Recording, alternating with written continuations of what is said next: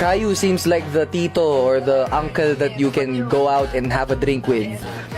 Aww. So accurate. Hindi, kasi I'm that cool. Okay?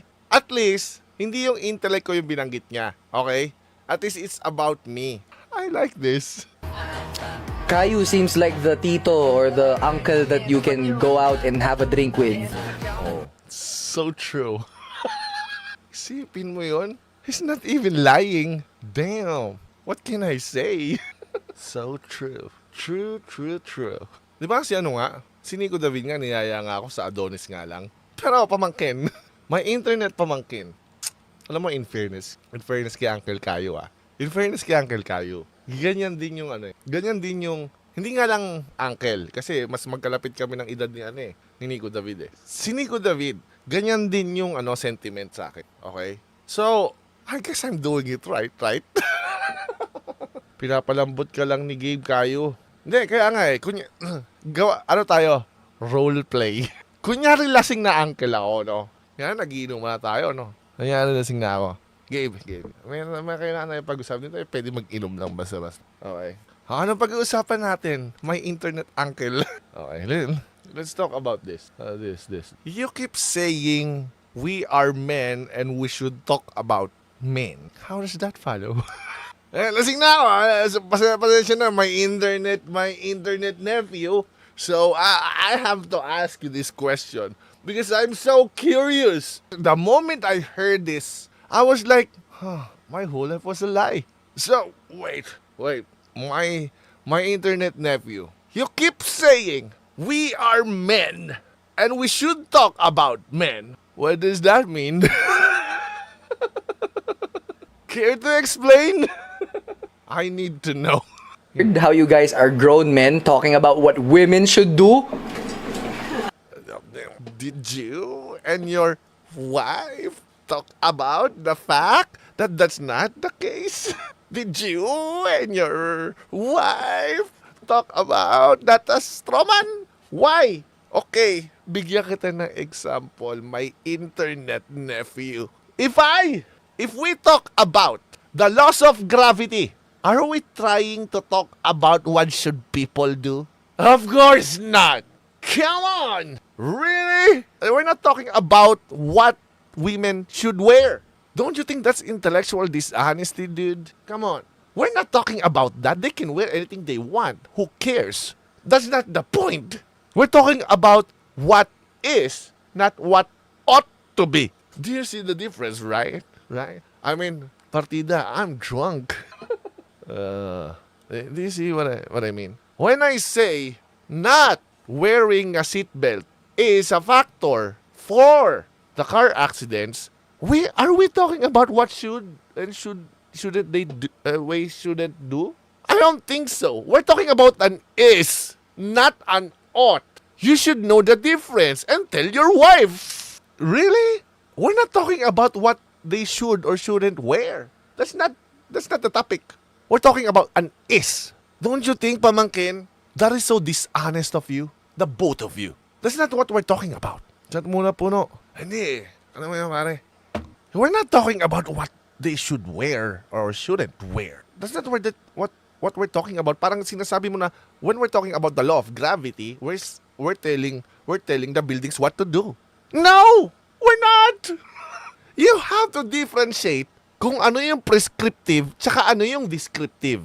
Kasi for some reason, you are trying to derive an ought from an is. You cannot! My goodness, this is basic. The topic is not about what they should wear or shouldn't wear. The topic is it a factor? That's a statement of is, not an ought. Come on, you have to stop this intellectual dishonesty, dude. We are not talking about what people should wear. What we're talking about is reality. Actually, dito pa lang sa video mo, tapos na yung debate We're not talking about an ought. We're talking about an is. You cannot derive an ought from an is. So what we're talking about is an is, not an ought. Huwag mong ipilit yung ought. Di ba? Ang early ng strawman mo, pare. Pamangkin, ang early ng strawman nyo. Don't pretend that you don't know what's going on. You do know. You're strawmanning the argument. You're strawmanning the position. Di ba? Napaka-intellectually dishonest nito, pamangking kong Gabe. Salamat. Salamat. That's my point. Which is what? That's why this debate is completely pointless. Why? It's not talking about what women should wear. It's pointless because you presented it as if we're talking about what women should wear. You're lying to your viewers. That's why yung pag-present mo, it's pointless. But we're talking about an is, not an ought. You should know the difference and tell your wife bago magsalita sa likod yan. We're not talking about an ought. You should know the difference. Search David Hume. Yan, may early ka na para bukas. Kasi you keep saying that eh. Diyan ka lagi pumapalpak. It is annoying because you're lying to your viewers. We can talk about what they should wear on different contexts, but that's another topic. What we're talking about is it a factor? Well, dito pa lang sa video mo na to, sa live po lang na to, inamin mo na. So, I think talo ka na sa debate kagad. Isite ko lang to eh. Because my content is not telling what women should do. I'm telling men what they should do. So, okay. For some reason, you think it's a good argument to say na, okay, this debate is actually pointless because this is about telling women what they should wear. So, that's pointless. Pero for some reason, it may point or may sense na we should talk about on what men should do. How does that work? Wait lang. Once you granted, now what? It's actually pointless and useless to talk about what women should do, then it is also pointless to talk about what men should do. Why? How is it different? Sabihin mo, well, parehas tayong men. Yeah, pero how does that follow? So, men should talk about, men, tingnan natin ha. So, may apat tayo. May apat tayong choices. One, men should not talk about what women should do. Okay?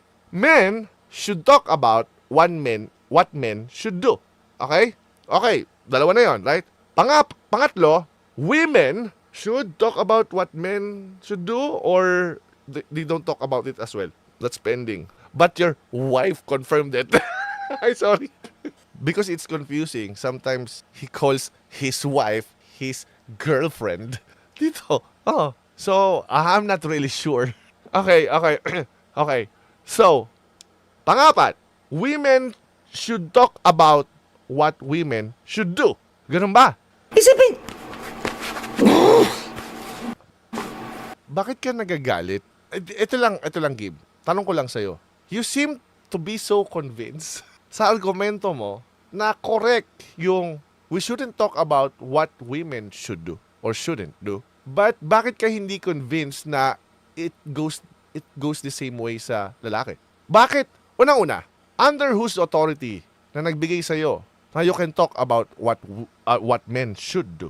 Kasi that's your argument with women, right? Okay, next question. Okay, paano nag-follow na if we shouldn't talk about what women should do, but we can or we should talk about what men should do? Okay, ano yung justification nun? Kasi I don't get it. Kasi sa mundo ko, sa mata ko, pag tinanggal ko yung salamin ko, that's special pleading. Sorry. For example, bigyan ka ng idea. A doctor. Okay, a doctor. Siya ba yung nagdi-discriminate kung babae o lalaki? I don't think so, right? So kapag may sakit ka, like for example, may sakit ka sa matres. Kapag ba sinabi ng doktor, this is what you should do, bawal yun. Tama ba? Why? Kasi dapat yung babae lang na doktor ang pwede magsabi nun. Tama? Okay, nagkaroon tayo sa absurdities, right? So dapat ang kasabihan niya lang is yung lalaki tungkol sa matres? Paano kapag GYN siya? OB-GYN siya? Paano kung yung lalaki is OB? So, hindi niya mapapractice yung expertise niya because, in your idea, we shouldn't talk about women on what they should do, right?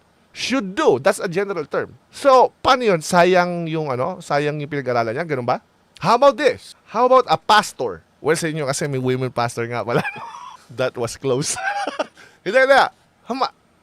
Pastor. So, he cannot talk about or he shouldn't talk about what women should do. See, nagkaroon tayo sa contradictions, nagkaroon tayo sa absurdities. How about a couple? Can they counsel another couple. And yung ninong or yung ninang can tell what the husband or wife should do kasi maaaring hindi sila nagkakaintindihan. Can they do that? How about psychologists? So ngayon, kung hindi mo pwedeng i-map out yan sa reality, hindi kaya yun yung useless, yung idea mo? Hindi kaya yun yung pointless? Kasi it's either we can talk about it both or we cannot.